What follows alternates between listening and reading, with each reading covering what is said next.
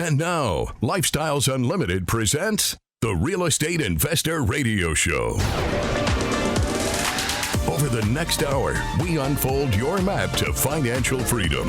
You'll learn how to retire through investing in single-family and multifamily real estate. You'll learn how to create cash flow and build wealth so you can have the time and money to live the lifestyle you want.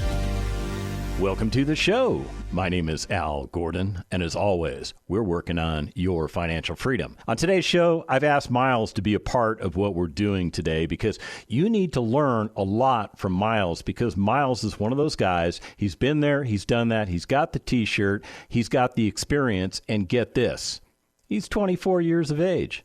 Yeah, he's 24 years of age. This guy was born when I was 35 years of age. Yeah, so let's talk about experience level, shall we? Because some of you out there are going, "Oh, what am I going to learn from a 24-year-old man? They live in their own little world of things. They got their phones in their faces, and they're like tuned out, and they want everything done for them." Well, you know, if you got that attitude, I'll be honest with you. If you've got that attitude, you need to change that attitude. Now, there may be some people that are like that, and I'll grant you that. But my guest today, Miles, he isn't even close to that. As a matter of fact, this is a young man that got his mind sharpened and focused on real estate at a very early age. He's been a member of Lifestyles Unlimited, get this, since 2016. That's a year before I even joined. He was a very young man when he got started. Now, he had two paths that he could go by. He could either pay attention to the education that he was being presented with and learn from it, or he could reject it and just do whatever he wanted to do. What did Miles choose to do? He chose to take the right path. He chose to take the path of knowledge. And that path of knowledge got him to a point where he's already owned, now get this, he's already owned and sold a 26-unit apartment community. How many of you out there in the audience can say that you've done that? Okay, for those of you that can say that you've done that, how many of you can say that you did that at the age of 23? Yeah, I'm not seeing very many hands in the audience. So let's do this. Let's open our minds. Let's sharpen our pencils, because some of you need to take some notes, because we're going to get inside of Miles's mind, and what you're going to learn is a lot. So with no further ado, let me bring Miles onto the show. Miles, how are you today? Welcome to the show. So glad to have you here. Hi, Al. Thank you so much for having me. I appreciate it a lot. It's a great time every time I'm here. Yeah, and I'll tell you, I'm really, really just interested in getting back into your story. Now, did I get any of that stuff wrong? I mean, were you not focused on real estate? Did you not get exposed to real estate at an early age? What's the background here? Yeah, so I definitely got exposed to real estate at an early age, but it wasn't my whole life. My parents got involved in real estate right around when I was the age of about 13 or 14. That's when they started their path on real estate. Beforehand, they never touched real estate. They have their own primary house, and that was it. There was no investment real estate. That wasn't even a term. That wasn't even a term 10 years ago for our family, more or less. So, when I was 13 or so, that's when my family got involved, and I watched them slowly become passive. And my mother, in about 2016 or so, became an IRO, and I worked at their independent rental owner property, which was about 120 units, and they had a third-party management team that I shadowed the leasing agent, shadowed the manager, worked with the maintenance guys, and even did clean-outs myself. So it was very eye-opening just from a work standpoint, but just also from an ownership standpoint of what it takes to own and operate, and how does an apartment complex work from the inside out. So I got to see that. Yeah, I think it's kind of interesting because, having been a 16-year-old myself way back in the Flintstone days, I knew that people at the age of 16, they kind of had two types of behaviors. They had the behavior like you have, which was, man, I'm going to learn a whole lot from doing this. Some of this stuff is kind of icky and I don't really want to do it, but I'm going to learn from it. And other people are just like, they have the attitude of, well, I don't want to do this. I don't want any part of this. Why is mom and dad making me do this? Have you seen people like that growing up? Oh, for sure. And by no means, I even have friends, and even to this day, people ask, well, how did your parents force you to get involved? What was the trick they played on you? And yeah, there you go. Kind of trick. They didn't force me to do anything. I mean, they didn't even plan on me getting involved. I went to the first 2-day seminar with my mother. After she had joined, she went to another one with my father, and I sat in on it. And I was like, wow, this is really interesting. I've always been a money guy and a numbers person. So even at a young age of like 13, 14, I saw something going on. I saw people were making money, and I saw real estate and tangible assets. And I definitely saw an opportunity. I didn't fully piece it together just yet, but I saw something was there. And I saw people who had left really high prestige degrees and career paths or been laid off, all coming into doing this. And at the age of 15, 16, I was looking around at all these people who were 30, 40, 50 plus, saying, well, if they're leaving their careers just to do this, well, there's obviously something here, and I need to figure out what it is and be a part of it too. So that's why I was so hungry for it. Yeah, I think that's pretty cool that you saw that and you recognized that, and you had the benefit of your parents taking the lead in all of this. You had the opportunity to watch them do well in what they did, and you got to experience their successes. Now, did they set up a program with you where they had you put a little bit of your own money into the investments that they made so that you had skin in the game?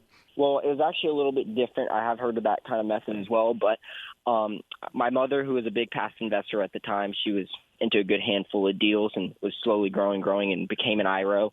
I'd let her know about ages 16, 17 that I wanted to passive invest myself, and I was looking for capital basically. And I was fortunate where I had an IRA account, and I learned in high school about the IRA in some Money Matters class, and very quickly realized I wasn't going to touch that money till I was 60 plus years old. And so it almost meant nothing to me. And I was like, how can I get this capital to passive invest and without a huge 40% or 50% tax hit on it? And so I was fortunate where I found out I could pay off my higher education or college with that money. And my parents, who had been saving a little bit of college funds for me, I asked them, hey, if I pay off college with this money, if you reimburse me and I only use that money for passive investing, would this be something you're open to? And so from there, I was fortunate I was able to get into 2 passive deals. I even had to go below their minimum, so I contacted the people and asked, hey, I know this is below your minimum investment amount, but I'm really interested in getting into the deal. If somebody drops out or if you need somebody to fill a little spot of income, let me know, and I have my money ready to go for you. And so I was fortunate where I'd done that a handful of times, and 2 of them came back to me like, hey, I have the perfect spot for you. Oh, this person fell out, and so I got into the spots that way. So how much money are we talking about? What was the amount of seed capital that you started with? Yeah, so I started off with basically $50,000. I went into $25,000 for into each deal, 2 deals, and then from there, as they distributed, as I was saving money through college, those deals refinanced. Almost all of my funds were going back into passive investing. I was in college at the time.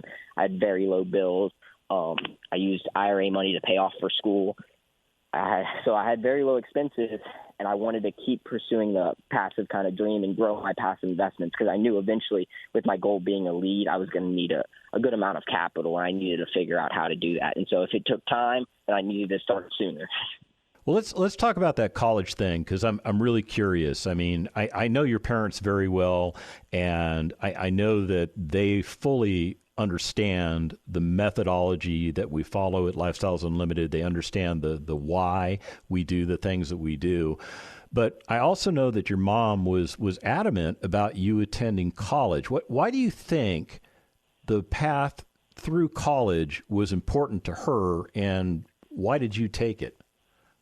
Right. So I know nowadays everybody knows my mother is a person who passive invests a lot and does a lot of real estate stuff and is super smart in real estate. But long ago when I was young, we never did real estate in our house. So we didn't even really talk about real estate. Now it's the only thing we basically talk about, and my entire family talks about. But yeah, so getting in, yeah, it was a lot of conversations, but I knew it was something I wanted to do. She never had forced me. So I went ahead and I kind of learned my joint lifestyles on my own accord, wanted to get involved, started at passive investing, and then knew I wanted to be a lead. So just continued to grow on that education side. Okay.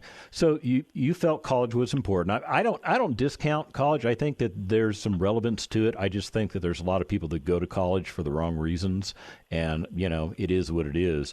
But if you go to college for the right reasons, if you actually go to improve who you are as a person and to learn some skill sets, I think there's value to it. Where did you go to college? Yes, sir. So I ended up graduating from University of Houston for a finance real estate degree, which is super valuable to me, being in real estate and learning through lifestyles. I was always looking for a degree in real estate through a 4-year university. So I was fortunate where Houston, being the place I grew up, the market I was really looking into at the time, it played out so well where I was learning this college degree. And in those courses, I had courses of how to develop a real estate project, buying and investing in real estate. These were some of my major courses in the university. And so these are all things I was already learning. I was already knowing. I was already investing in real estate, and I'm taking a real estate investing course in college. And I was already in 12 passive deals, So as my teachers were talking about these certain things and incomes and income expense ratio and, what's a cap rate? And I knew all this stuff already. I was answering these questions, and I would have classmates look over at me and be like, "Are you like reading ahead in the book? Like what's going on that you know what cap rate is and how to calculate it?" And for me, I'd been doing this since 16 years old, looking at these financial statements and T12s and passive investing based off income levels and what they're going to be. So I knew this information more or less already. There was definitely valuable things school taught me that I didn't learn or slowed, and in particular, just the generalization of real estate and the financial engineering it takes to make some of these deals. So I got a very good understanding of like the loan structure, the finance, how the money works in full. And I had a pretty good idea before, but then I had a degree certified knowledge based on it, basically. I blend that in with the 200 plus hours of lifestyles courses that they provide. It was more than a perfect mix for me on what I needed to do. So you customized your education to meet your educational needs. 100%. I had a path coming out. Middle of high school, I kind of knew where I wanted to go and what I wanted to kind of do work-wise. And so in college, I knew it was to be a lead in lifestyles, grow, and buy multifamily properties.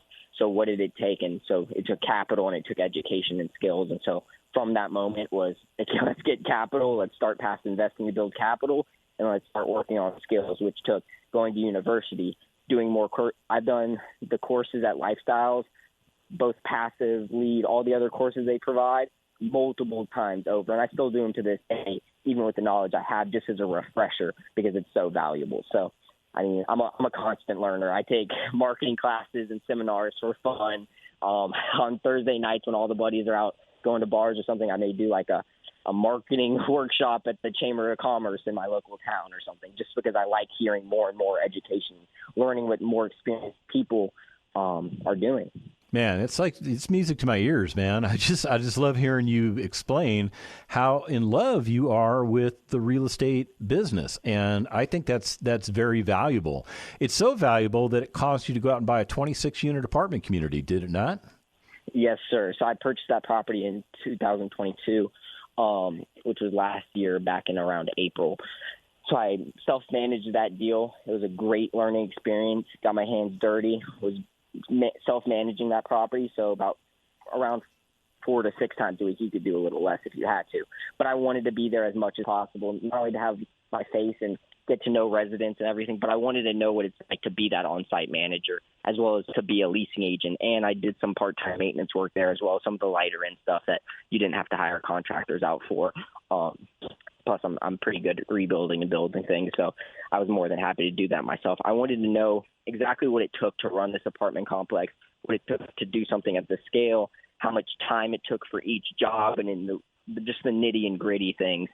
That way, when I go like I am now, searching for a second property, something larger, something I could have more management staff, that I'm prepared and I know exactly what the jobs they're going to be doing and the time frame it takes. For instance, I was working on a refrigerator at the property, and so I know for me, if it's this refrigerator issue, it might take about an hour to fix for me. Well, what should it take for an experienced maintenance guy? Do I accept a 3-hour refrigerator job? Is that too long? So now I have that knowledge. So when we go into it soon, I'll have that knowledge and experience of exactly what they're doing. Man, it's amazing. All the stuff that you are immersing yourself in and learning. It's giving you a holistic approach to ownership. When we come back from the break, we're going to talk about the future. Stick around. Got questions? Call Lifestyles Unlimited at 855-497-4335. The Real Estate Investor Radio Show continues next. For 30 years, I've taken the smartest people I could find and then held them up as examples for you guys to learn from. We're all only as strong as our best people. But the best part about this is that these best people are willing to give back. Ready to learn from the best? It starts with our free online workshop. Stop depending on your paycheck. Quit worrying about retirement. Register now at lifestylesunlimitedworkshop.com. Creating the lifestyle you've always wanted. You're hearing Lifestyles Unlimited's Real Estate Investor Radio Show. Welcome back to the second half of the Lifestyles Unlimited Real Estate Investor Radio Show. My name is Al Gordon. I'm joined by Miles. Now, some of you understand that Miles is a 24-year-old man. You can be a guy like Miles that gets exposed to real estate investing very early in age, and instead of rejecting it, like a lot of people would do because they either don't understand it or it's boring or who knows why they reject it, Miles embraced it. And what he did was he started building his life around real estate investing. When he decided to go to college, Miles probably could have gone to any number of colleges, but he chose a local college specifically because it was tailored to the markets that he wanted to learn about. So he utilized college to his advantage, unlike a lot of other people that just go to college because they think, well, I just get a good job when I get out of college. Now, when Miles got out of college, he didn't go get a good job. Did you, Miles? You didn't go get a good job, did you? No, sir. I actually went and got a property, a 26 unit. Went and bought a property, a 26-unit property. How much did you pay for that property, by the way? Do you remember what that thing cost you? Yes, sir. It was $2.34 million. So, Miles, you bought this thing for $2.34 million. You sold it a year later. What did you sell it for? I sold it for $2.85 million. So I did bring in investors. I had about 19 investors in this deal.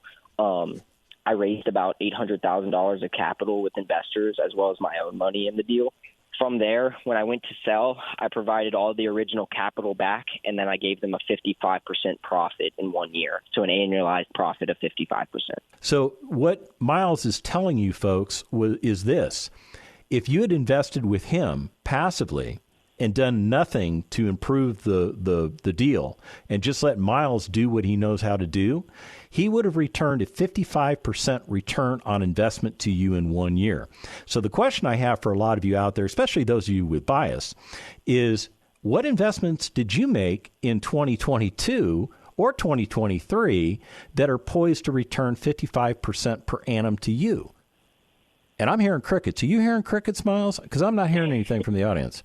So are you on the hunt right now for a bigger property, or are you just like hanging out playing Game Boy like most 24-year-olds? No, so it was actually funny. I had a close friend of mine who's also a lifestyles lead. I say friends. I know you're thinking fellow 24-year-olds, but most of my friends now happen to be 30, 40, and 50-year-olds, all different lifestyles.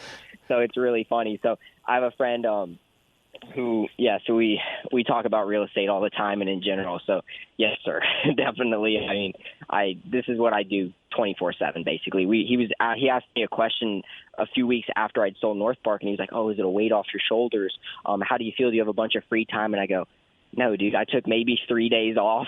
I said, I took 3 days off to give myself a break after the year, and now I'm back grinding, looking for I'd been looking for another property for several months during the North Park deal as well, but I'm extra hunting now. So I took 3 days off, gave myself a little breathing room, and it's back on the hunt. I'm staying ears to the ground and hungry, just ready to go take down a deal that makes the perfect sense for my investors. I mean, really, the biggest key factor for investors is have your capital ready and stay hungry and stay ears to the ground. I mean, I can't tell you the amount of brokers that have called me back in the past 5-6 months that maybe didn't want to talk to me a year or two ago, and now they're contacting me going, "Oh, I heard you sold North Park," and so they know I have capital. They know I'm hunting for a second deal, and they know I'm ready to go and buy. Also, stay talking to your mentors. Stay talking to the people working in the industry, specifically multifamily. Talk to managers, management teams, other owners, other leads. That's your real ears to the ground. Yeah, I agree with you 100%. And when it comes to what's going on in the market, the first piece of real estate I bought was back in the 1980s, and I had a 10.5% interest rate on it. And that was actually a lower interest rate than what the market had been offering prior to that. Because, I mean, we were in a period where we had double-digit inflation. We had double-digit interest rates. I mean, interest rates on properties were like in the high teens. So, just the fact that the market is moving, the fact that, there are people that bought at cap rates of 3% and 4%, and now the market's adjusted upwards. If they, like you said, didn't do the financial legwork to understand the contingencies of what the market could bear on their property and their financial projections, then they missed the boat. And ironically, guys like you, guys like me, people like the 50,000 members of Lifestyles Unlimited, we're about ready to take advantage of that, are we not? Right. I have capital saved up. Like I said, I've been hunting for the next deal, underwriting probably 30-plus deals in the past couple months alone. So just staying hungry and ready. Like I said, not every deal out there is going to be a perfect opportunity or worth the time, but staying involved and engaged in the market, talking to those brokers, talking to your lending broker, find out what's out there for finance, find out what's out there for properties, find out what's going on in general and how markets are doing. You have to stay engaged, because if you're not engaged, something might fall in your lap. That's a maybe, but it's the person who's active and consistent is going to get these.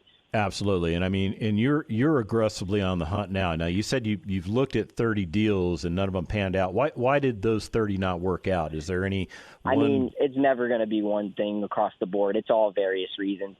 Anywhere from, there's good numbers, but it's far too much risk, or it's, the cash flow is good, but the price per door is just, there's no exit plan anymore. You're going to have to hold on this thing forever. And so there's different elements, and there's my own criteria to it as well. How long do I want to hold and operate a deal, and where does that deal want to be, and the crimes, the city information, just in general, as in my own self, let alone what I want for passives and investors for their returns. And so every deal is different. There's so many reasons. I mean, I've gone to deals where I've liked the numbers, but I knew going in that my offers weren't going to be anywhere close to what their asking price was going to be. So moved away from there. I've had deals where the numbers look great, and then you go into property tour and you're like, this is not the same.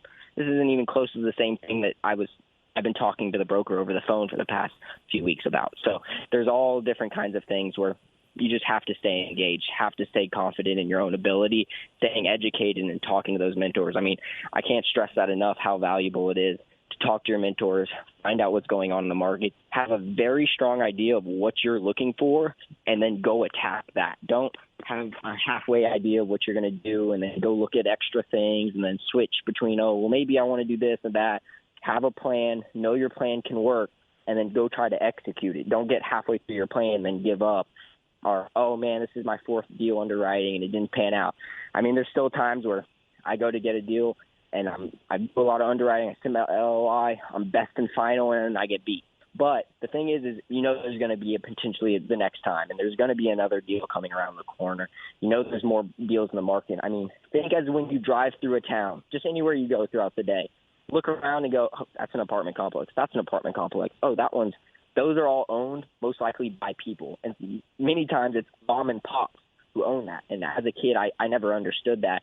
And growing up, it still baffles me to this day that all these apartment complexes all across the U.S., most of them are owned by mom and pops and individuals, not some big corporate shadow entity. It's owned by normal people every day. Yeah, it's kind of cool when you actually take a step back and you realize that, the market is not this very big, scary thing that you built it up in your mind. It's really comprised of some, big faceless entities, but a lot of people that look just like you and me. So right. Let me switch gears on you, because I know there's a personal side to you. I mean, what do you do to blow off steam? What do you do to go out and have fun? I mean, it can't just be all real estate, can it? Well, I mean, a lot of it for a long time, especially throughout college, and then getting into this first property that I owned and self-managed, I would honestly say almost all of my time was real estate. I mean, I didn't even take a vacation until I sold North Park. And that vacation even was only like a 3-day quick vacation. And then I came back to grinding. But throughout kind of the start of North Park, I was getting so focused in real estate. I wasn't by any means getting burnt out. I just knew I needed some extra time maybe for something outside of real estate. So I dedicated a few hours every weekend. And I went back to something that I used to do when I was super young, which is, it's going to be kind of odd, but it's competitive paintball. And so I go out and travel across different states, and I play competitively in the paintball league. And I have a team organization, more or less, called Outlaw Anodizing, and I play on a team for them, and it's been a blast. I mean, we won a few tournaments this year already, but I mean, even then, that's like my Saturdays and Sundays potentially. I was telling you at the break earlier, about 95% of my time is probably real estate. I probably have another 3% of my time that's paintball, and then the rest of the time I try to squeeze in sleep. Like that's how much I'm doing stuff in real estate. So. Well, I got to say, Miles, I mean, you are focused on the prize. You're aggressively trying to accomplish your goals and objectives in life. What is the target? At what age do you think you will officially be retired? Unless you feel you're already there now. No, I definitely don't feel like I'm retired at all. I feel like I'm more or less just getting started, and I'm staying hungry, staying ready, just excited to learn and grow in the industry in general. I mean, every day I learn something new, so I can't imagine what it's going to be a few days from now, a few weeks from now, a few years from now in general, let alone when people ask me when I'm 40 or 50 what I'm going to be doing. I mean, I would want to say I'm still be doing this. This is kind of what I've always wanted to do.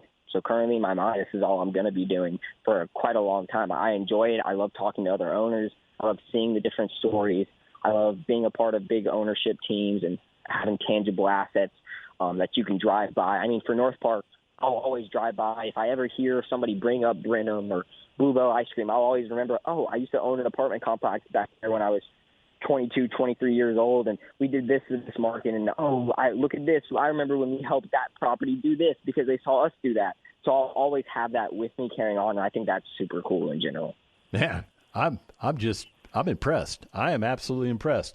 I wish that people my age had your energy, your gumption, and your desire for success. Because if people my age did what you were doing, they would get themselves to a place of retirement in 5 years or less. I know for a fact, Miles, you're going to get retired or at least achieve real estate retirement in less than 5 years because you're already on a great trajectory. And I want to thank you for being on the show today. I know people learned a lot. If you want to do what Miles is doing, you want to do what I'm doing, go to lifestylesunlimited.com, sign up for a free workshop, and let's get you going. The information and opinions you hear on the Lifestyles Unlimited Real Estate Investor Radio Show are those of the host, guests, and callers. The Lifestyles Unlimited Real Estate Investor Radio Show is for entertainment purposes only. Please consult a professional regarding your personal investment needs. Nothing presented constitutes an endorsement, recommendation, offer, or solicitation to buy or sell any product or security.